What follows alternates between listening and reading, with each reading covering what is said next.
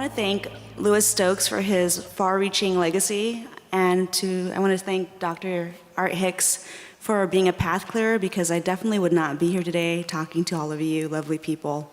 I come from a really disadvantaged place, and I feel that it's really important that scientists and mentors humanize themselves, so I'm going to do that really briefly so that others can see themselves reflected in us. My father immigrated here from Guatemala, and he met my mom when she was 13.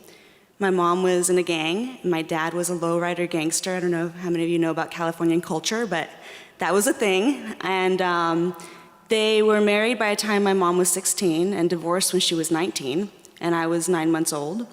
And it was 80s, it was Hollywood, California, the heyday of cocaine. And my mom took to drugs and my dad took to alcohol.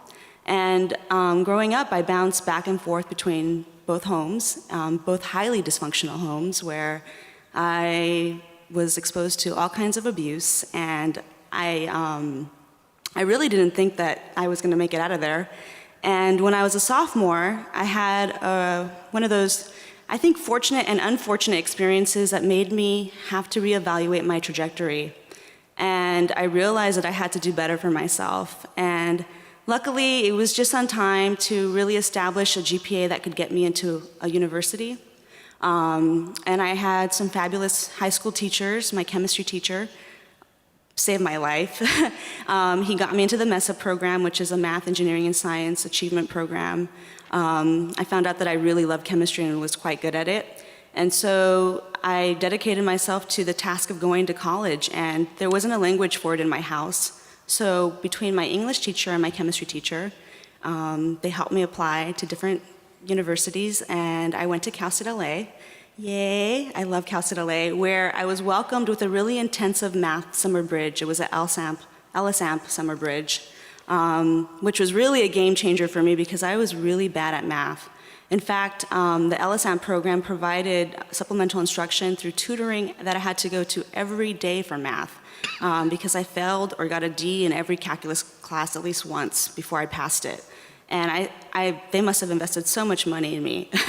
And I would have to say that without that type of support and community and also funding for research, I was able to move out of my dad's house, which was monumental. I was able to afford a little cheap apartment with a stipend I was getting for doing research because of the LSAMP program. Without that, I would say I wouldn't be here today. I don't know what I would be doing, but it definitely wouldn't be what I'm doing right now. And what I do right now, I immensely love. I was introduced to graduate school and the idea of a PhD, which I had no concept of that. There wasn't a language for any of that in my family. And science really became my lifeline. And so I went to UCLA for my PhD.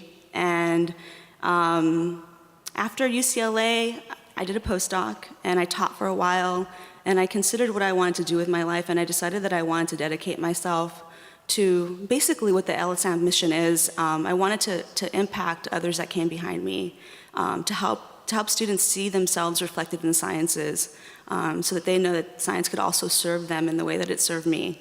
And I am immensely grateful to programs like LSAMP and broadening participation programs for making science truly accessible for somebody like myself.